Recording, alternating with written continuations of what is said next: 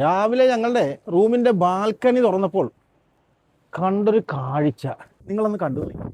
ആ മനോഹരമായ മഞ്ഞു മൂടിയ മലകൾ, അതിനോട് കണക്റ്റഡ് ആയിട്ടുള്ള വെള്ളി മേഘങ്ങൾ, അങ്ങനെ ഈ മഞ്ഞ് ശരിക്കും പറഞ്ഞാൽ ആകാശത്തോടു കൂടി ലയിക്കുന്ന വല്ലാത്ത മാസ്മരിക കാഴ്ചയാണ് നമുക്ക് മുന്നിൽ തുറന്നിട്ടിരിക്കുന്നത്.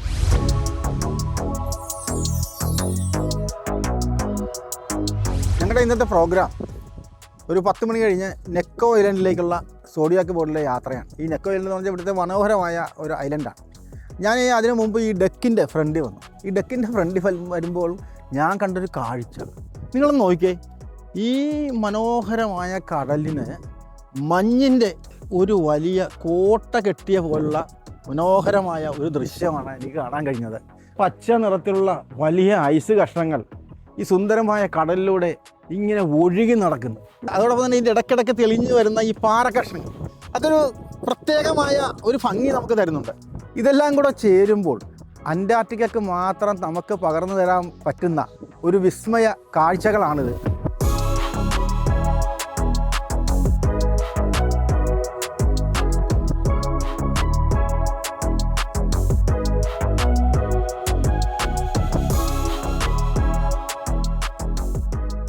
നോക്കുന്നിടത്തോളം നീലക്കടലിലെ പശ്ചാത്തലത്തിൽ വാനോളം ഉയർന്നു നിൽക്കുന്ന മഞ്ഞുമലകൾ, പ്രകൃതിയുടെ ഈ വിസ്മയ കാഴ്ചക്ക് മുന്നിൽ നമ്മളൊക്കെ എത്ര ചെറുതാണെന്ന് തോന്നിപ്പോവും.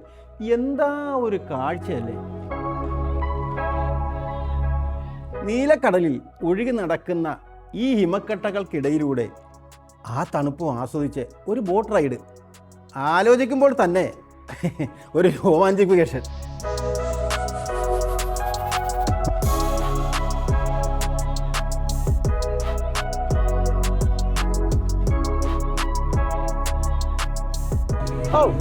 എന്താ ഒരു ഭംഗി, എന്താ ഒരു സൗന്ദര്യം! ഈ ബോട്ടിലിരുന്ന് നമ്മൾ ചുറ്റും നോക്കുമ്പോഴത്തേക്ക് വളരെ ഭംഗിയുള്ള മനോഹരമായ കാഴ്ചകളാണ് കാണുന്നത്.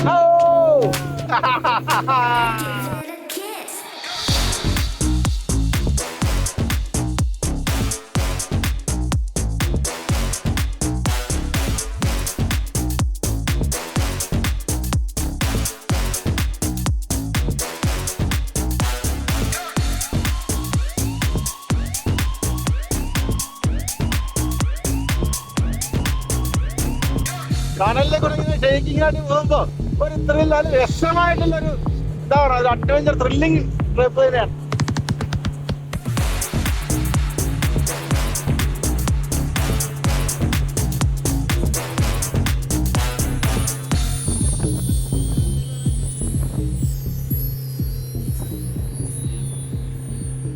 So you see the top layer of the glacier, it's pure white. Pure white. It's because it has about 90, because of the air inside, because of how the light breaks. Blue at a certain... ആ ഗ്ലേഷ്യറിൻ്റെ അടിയിൽ, ഖനീഭവിച്ച ഗ്ലേഷ്യറിൻ്റെ അടിയിലാണ് ഇവിടുത്തെ ശുദ്ധജല സംഭരണം.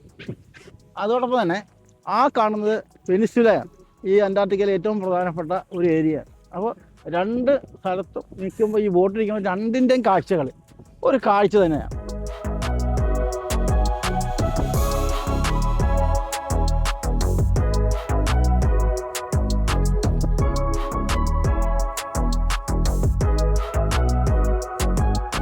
നമ്മൾ ഒരുപാട് മനോഹരമായ കടലുകളും തീരങ്ങളും കണ്ടിട്ടുണ്ടാകാം.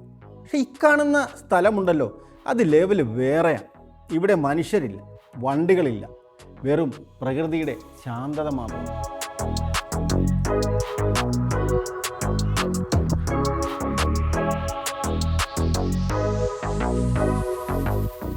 ഈ ചെറിയ ഐസ് ശകലങ്ങൾക്ക് ഇടയിലെ ഒരു 2 സീലുകൾ കിടക്കണം. അവരങ്ങനെ സുഖകരമായിട്ട് ഉറങ്ങിയാണ്. സത്യം പറഞ്ഞാൽ ഈ തണുപ്പൊന്നും ഇവന്മാർക്ക് അറിയാൻ പറ്റില്ല. നമ്മളാണെങ്കിൽ ഇവിടെ ഭയങ്കര തണുത്ത് ഉറക്കുകയാണ്. എന്തൊരു ദൃശ്യമാണിത്!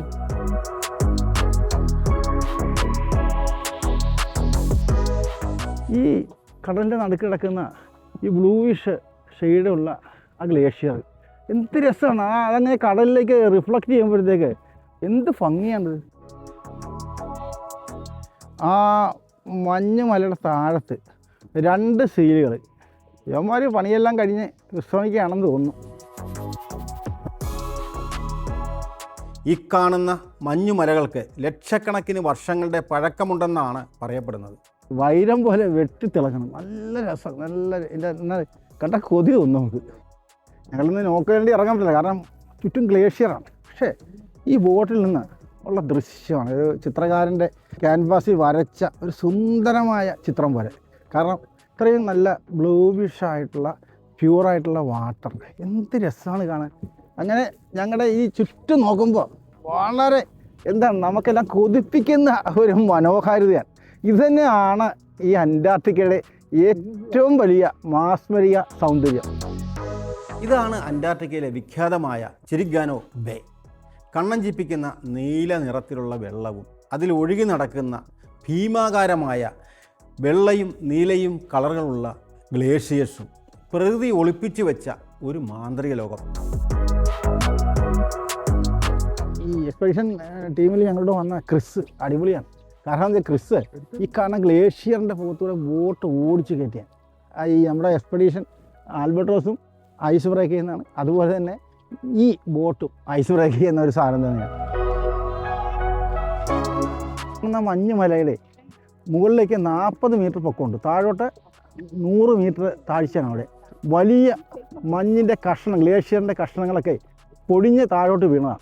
ഇപ്പോൾ ഇവിടെ ടെമ്പറേച്ചർ 0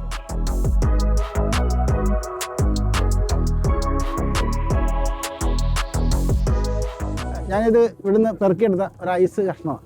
ഞാനൊന്ന് കടിച്ചു നോക്കട്ടെ. ഒട്ടും ഉപ്പില്ല. ഈ കടലിൽ കിടന്നിട്ട് പോലും ഒട്ടും ഉപ്പില്ല. അതാണ് ഇവിടുത്തെ പ്രത്യേകത. എന്താണ്